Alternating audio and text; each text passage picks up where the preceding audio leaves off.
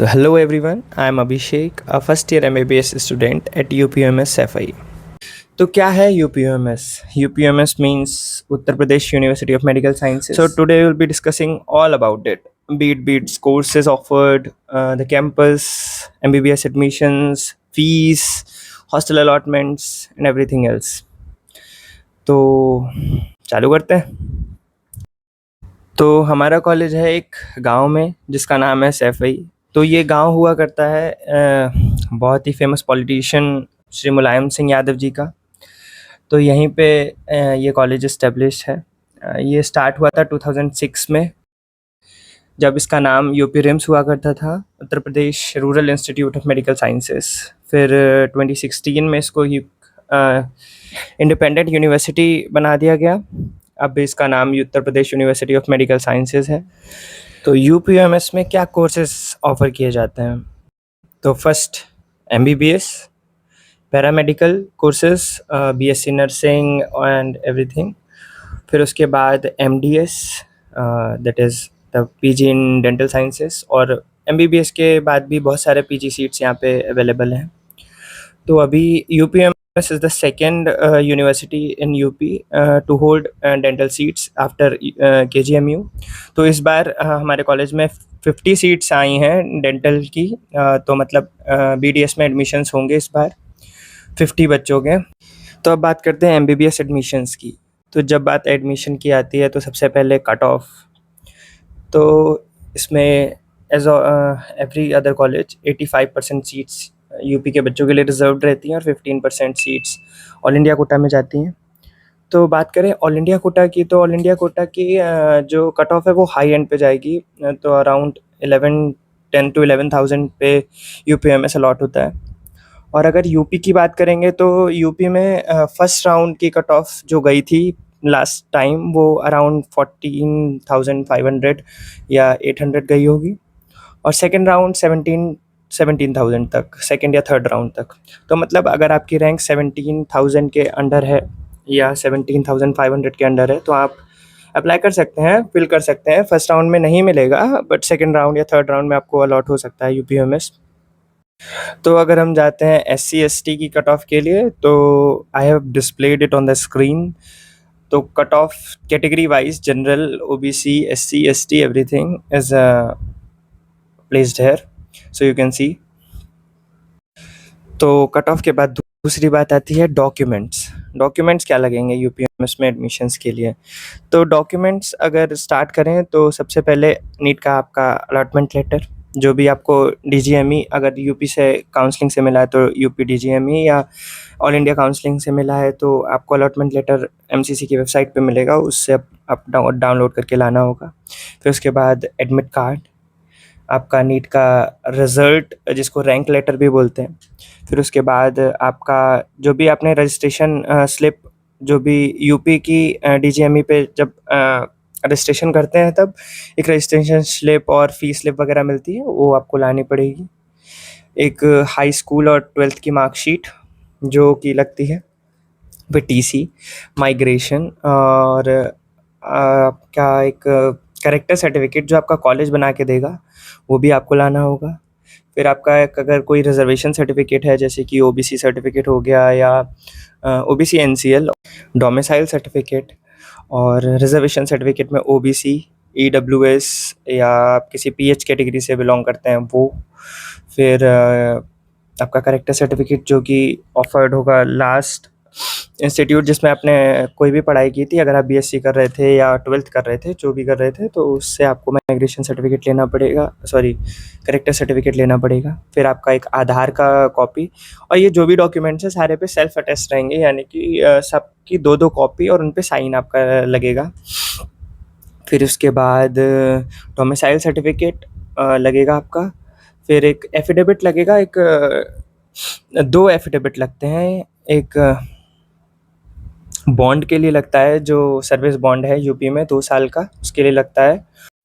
और एक आपका जो एफिडेविट लगेगा वो गैप का लगेगा। अगर आपने 12th के बाद कोई गैप लिया है, मतलब आप किसी भी इंस्टीट्यूशन में एनरोल्ड नहीं थे, आप नीट की तैयारी कर रहे थे, तब आपको एक गैप सर्टिफिकेट लगाना पड़ेगा। जो दोनों एफिडेविट है उसका फॉर्मेट आपको वही लाना पड़ेगा जो वेबसाइट पे दिया हुआ है। तो फिर एक बार यूपीएमएस की अगर आपको अलॉट होता है यूपीएमएस, तो एक बार वेबसाइट पे जाके देख लीजिएगा कि क्या फॉर्मेट है, क्योंकि आप यहाँ पे अगर लाएंगे तो आपको दिक्कत होती है, तहसील भागना पड़ता है, उसी फॉर्मेट में यहाँ पे चाहिए होता है वो सर्टिफिकेट। तो अपना कोई भी अलग फॉर्मेट ना बनवाएं, मतलब जो भी वेबसाइट पे दे रखा है उसी के हिसाब से बनवाएं। फिर 2 पासपोर्ट साइज़ की फ़ोटोग्राफ, 2 मैं तो 2 नहीं बोलूँगा, मतलब आपके पास जितनी हो सभी ले आना, क्योंकि बहुत जगह पे लगती है वो फ़ोटोग्राफ। और बस। और हाँ, मेडिकल सर्टिफिकेट बहुत सारे लोग बोलते हैं कि बनवा के लाना है कि यहीं बनेगा। तो जब भी आपका एमबीबीएस में एडमिशन होता है तो आपका मेडिकल सर्टिफिकेट यहीं बनता है। यहीं के जो डॉक्टर्स होते हैं वो आपको चेक करेंगे और यहीं पे आपके सारे टेस्ट होंगे, तब आपको मेडिकल सर्टिफिकेट बनेगा। जो भी आप घर से लाएंगे वो उसको नहीं मानेंगे लोग, तो क्या ज़रूरत है बनवाने की। तो अब आते हैं एडमिशन्स पर। एडमिशन्स का प्रोसेस क्या होता है?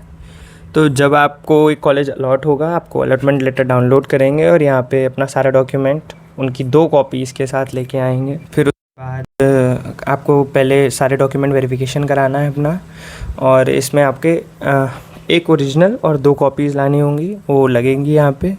और एफिडेविट ओरिजिनल वाले भी लाने हैं, उनकी फ़ोटो स्टेट भी करा के लानी है।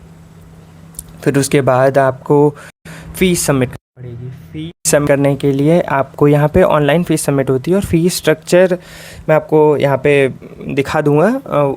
वही फ़ीस लगती है। ऐसे कैटेगरी वाइज अलग अलग फ़ीस है। जैसे जनरल की जो फ़ीस है, जनरल कैटेगरी की, वो 40,800 है, और SC ST OBC वगैरह की फ़ीस 31,800 है। तो उसके हिसाब से फ़ीस लगती है। और ऑनलाइन फ़ीस डिपॉज़िट होती है, कैश में नहीं होती यहाँ पे। ऑनलाइन समर्थ पोर्टल पे जाके आपकी फ़ीस डिपॉज़िट होगी और वहाँ से आपको फ़ी रिसिप्ट मिलेगी। फिर फ़ी रिसिप्ट के बाद आपको मेडिकल वेरिफिकेशन के लिए एक फ़ॉर्म मिलता है, वो फॉर्म आपको वहाँ से लेना होगा। और फिर उसके बाद आपको मेडिकल सर्टिफिकेट बनवाने के लिए आपको मतलब जो भी फॉर्म पे जिस डिपार्टमेंट का डिटेल्स होगा उसमें आपको जाना पड़ेगा, और आपका टेस्ट होंगे वहाँ पे। फिर जो वहाँ पे डॉक्टर रहेंगे वो आपको वेरीफाई करेंगे और साइन करेंगे, स्टैंप लगाएंगे। स्टैंप मत लगवाना भूलिएगा, साइन और स्टैंप दोनों। फिर उसके बाद आपको वहाँ से जाना पड़ेगा MS ऑफिस। वहाँ से आपको MS सर के साइन होंगे और आपको मेडिकल सर्टिफिकेट मिल जाएगा, जो कि वहीं पे सीधे फॉरवर्ड कर देते हैं।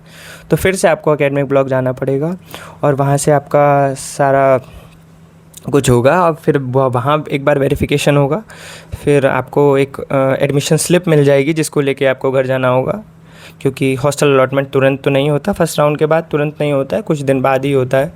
अगर आप सेकेंड और थर्ड राउंड के हैं तो तुरंत ही हो जाएगा, तब आप अपना सामान वामान भी लेके आ सकते हैं सीधा हॉस्टल अलॉटमेंट के लिए। तो हॉस्टल अलॉटमेंट जब भी आपका बैच स्टार्ट होने वाला होता है उससे पहले होता है, 2-3 दिन पहले से हॉस्टल अलॉटमेंट चालू हो जाएगा, जिसमें आपको अपनी एडमिशन स्लिप लानी होगी और कुछ फ़ोटोज़ रहते हैं वो लाने होते हैं। और एक फ़ोटो आपको लाना होगा अपने मम्मी पापा के साथ में, एक आप और आपके पेरेंट्स, उसका फ़ोटो लगता है यहाँ पे।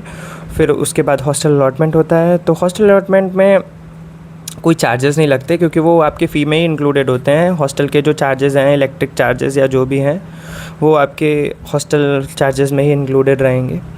फिर उसके बाद मेस के चार्जेस यहाँ पे अलग से जाते हैं। जो आप खाना खाओगे वो मेस का चार्ज अलग जाएगा, क्योंकि मेस यहाँ पे प्राइवेट सेटअप है, तो वो अलग चार्जेस जाएंगे। मंथली के चार्जेस यहाँ पर फर्स्ट ईयर में तो 3,000 से 3,300 रुपये जाते हैं, जिसमें आपको ब्रेकफास्ट, लंच और डिनर मिलता है। तो अब आते हैं कैंपस पे। हमारे हॉस्टल का हमारे कॉलेज का कैंपस कैसा है? तो कैंपस इंफ्रा बहुत सुंदर है यहाँ का। मतलब अगर हम ये बात हटा दें कि ये गांव के एरिया में है, उसके अलावा बहुत कुछ सुंदर है, बहुत सुंदर है। मतलब सफाई तो बहुत ही अच्छी रहती है यहाँ पे। मतलब रोड्स आपको इतना साफ़ मिलेगा, और आपके एकेडमिक ब्लॉक या जो भी साफ़ सफाई में आपको कोई शिकायत नहीं रहेगी। साफ़ सफाई बहुत अच्छी रहती है यहाँ पे। हॉस्टल्स में हॉस्टल्स में भी बहुत साफ़ रहता है। फर्स्ट ईयर का हॉस्टल में तो अभी मैं फ़र्स्ट ईयर के हॉस्टल में मैं उसी की बता सकता हूँ। तो फर्स्ट ईयर का हॉस्टल तो अच्छा है, मतलब मैंने बहुत सारे कॉलेजेस के हॉस्टल देखे थे वीडियोस पे, या जो भी मेरे फ्रेंड्स हैं उनके वो बताते हैं, तो उस हिसाब से हमारे कॉलेज का हॉस्टल काफ़ी अच्छा है। फर्स्ट ईयर का हॉस्टल तो अच्छा है। एरिया बहुत अच्छा है, यहाँ पे हर जगह ग्रीनरी है, पेड़ हैं, पर अगर आप इस हिसाब से आ रहे हैं कि आपको एक्सपोजर मिलेगा या आपको रात में पार्टी ये सब, तो नहीं हो पाएगा, क्योंकि यहाँ पे बहुत कुछ नहीं अवेलेबल है। मतलब मार्केट उतनी बड़ी नहीं है, छोटी सी मार्केट है। जो भी छोटे छोटे मार्केट्स हैं अराउंड द कॉलेज ही हैं, जो कॉलेज पे ही डिपेंड करते हैं मोस्ट प्रोबेबली, और स्टूडेंट्स पे ही डिपेंड करते हैं। तो यहाँ पे एक क्लॉक टावर है, क्लॉक टावर के पास में काफ़ी कैफ़ेज़ वगैरह हैं, तो आप वहाँ पे जा सकते हैं। बट ऐसा नहीं है कि बहुत कुछ हाई लेवल है, वो सब तो नहीं है। तो हाँ, तो मतलब अगर आपको दिक्कत नहीं है कि गांव में रहना पड़ेगा टाइप, तो आप ये कॉलेज ज़रूर लीजिए, क्योंकि यहाँ पे इंफ्रा बहुत सुंदर है। मतलब बाकी कॉलेज से बहुत अच्छा इंफ्रा है, और एकेडमिक्स तो लगभग सिमिलर ही रहती हैं सारे कॉलेजेस की। आपको लगभग अपने आप ही पढ़ना पड़ेगा जो भी आप कोर्सेज़ वगैरह लेंगे उससे। बट प्रोफेसर्स भी काफ़ी हेल्पिंग हैं यहाँ पे, मदद करते हैं अगर आप चाहते हैं कि वो मदद करें तब। अगर आप भी पढ़ाई नहीं करेंगे तो वो भी कोई इंटरेस्टेड नहीं रहेंगे आपको पढ़ाने में। तो रैगिंग का बहुत लोगों का सवाल आता है कि रैगिंग यूपीएमएस में बहुत होती है या नहीं होती है, न्यूज़ में आता है, बहुत कुछ रहता है। रैगिंग इन द सेंस, यहाँ पे मैं फ़र्स्ट ईयर में हूँ, मेरी तो ऐसा सच कोई रैगिंग नहीं हुई है। हेल्दी इंटरेक्शंस की बात करें, सीनियर्स के साथ बातचीत, और वो तो अच्छा ही है, आपके लिए अच्छा है, आपके रिलेशंस अच्छे बनेंगे, और आपको सीनियर्स हेल्पिंग है यहाँ पे बहुत सारे। तो आते हैं इस वीडियो के एंड की तरफ, और एक कैंपस टूर का वीडियो मैं बनाने वाला हूँ। तो अगर आपको वो चाहिए तो कमेंट में लिख दीजिए कि यस। और मैंने एक हॉस्टल टूर का भी वीडियो बनाया है, फर्स्ट ईयर के हॉस्टल टूर का, तो आप जाके मेरे चैनल पे देख सकते हैं।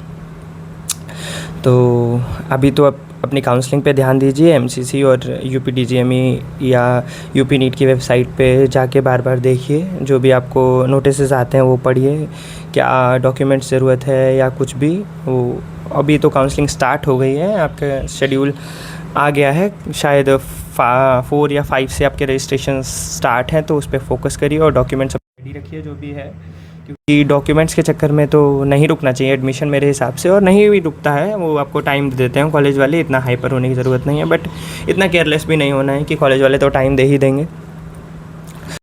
तो एंड करते हैं इस वीडियो को, और प्लीज़ लाइक और सब्सक्राइब करिए अगर आपको वीडियो अच्छी लगती है तो। Thank you.